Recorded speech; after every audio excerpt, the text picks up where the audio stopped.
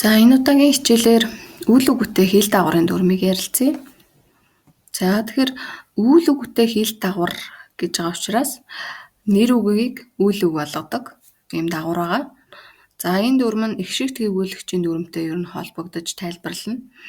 Яагаад вэ гэхээр ил үсэг нь өөрөө их шиг тгийгүүлэгч. Тэгэхээр их шиг тгийгүүлэгч өмнөө юм уу хойноо ямагт их шигтэй бичигддэг. Тэгэхээр ил их шиг тгийгүүлэгч учраас өмнөө эсвэл хойноо аль нэг талдаа их шигтэй л байх хэрэгтэй болно. За их шигийг өмнө нь юм уу хойноо нь аль талд бичих вэ гэдгийг л энэ дүрмээр тайлбарладаг байгаа. За энэ 7 бол их шиг тгийгүүлэгчийн тэмдэглэгээ.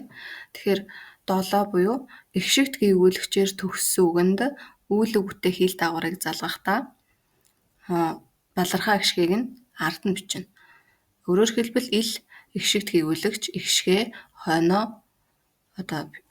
илийн их шиг нь хойноо бичигдэж байна гэж хэлж болно. За тэгэхээр их шиг тгийгүүлэгч гэдэгт Монгол баавар гэсэн үгний 7 их шиг хамаарна тийм ээ. За жишээ үгээ харъя. Цэцэг гэд нэр үг г их шиг тгийгүүлэгчээр төгссөн нэр үг байна. Үүн дээр үйл үгүйтэй хэл дагаврыг залгахаар цэцгэл гэд ил хойноо их шиг авсан байна. Өөрөөр хэлбэл нөгөө ил өмнөө юм хойноо заавал их шигтэй байна гэдэг их шиг тгийгүүлэгчийн дүрмийн дагуу илийн балархаа их шиг хойно нь бичигдсэн байна.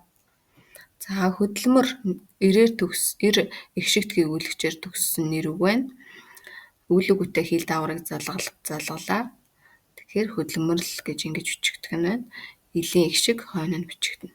Тэгэхээр их шиг тгийгүүлэгчээр төгссөн үгэн дээр ил дагаврыг залгахад их шиг нь ил үсгийнхээ хойно нь бичигдэх нэ. Номол ажил гэд. За дараагийн тохиолдолд 9 бол заримдаг гээгүүлэгчийн тэмдэглэгээ. Тэгэхээр заримдаг гээгүүлэгчээр төгссөн үгэнд үйл үгүйтэй ил дагаврыг залгахдаа өмнө нь их шиг бичиж өгнө. Илийн өмнө их шиг бичнэ. За заримдаг гээгүүлэгч гэдэгт цоожоо, засаа, тушаачих гэсэн үгний энэ 9 гээгүүлэгч хамаарна. За тэгэхээр жишээ үгээ харъя. Нөөц Ц заримдаг гээгүүлэгчээр төгссөн нэр үг байна. Үүн дээр үйл үгүйтэй хэл дагаврыг залгалаа. Нөөцөл гэж ингэж бичигдэх нь ил их шигээ өмнө авсан. Илийн их шиг өмнө нь бичигдсэн. Ил их шиг тгийгүүлэгч учраас өмнөө юм хойноо их шигтэй ах ёстой.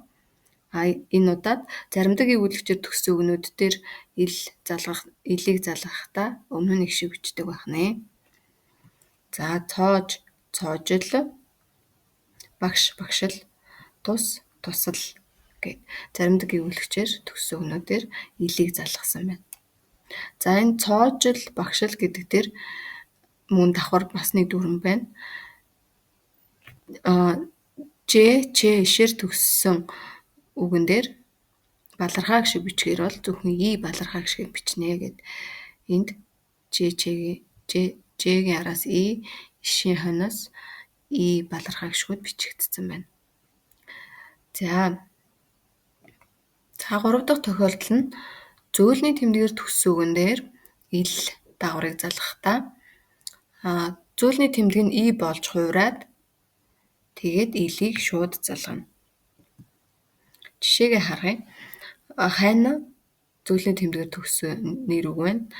Үйл үгүйтэй хэл дагаврыг залгахаар зөөлний тэмдэг нь и болоод илээ шууд залгасан гэсэн үг. Ханил, амил, зорил, цохил.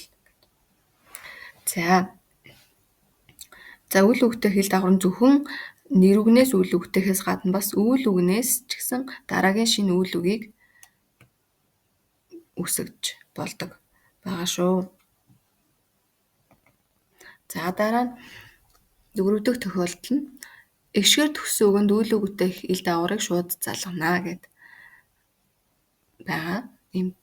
За жишээ нь хээ гэд нэр үг байна. Илийг залгалаа хээл, тоол, хариул, цоол гэд эдгээр бол нэр үгнээс үйл үгийг үсгэсэн байна.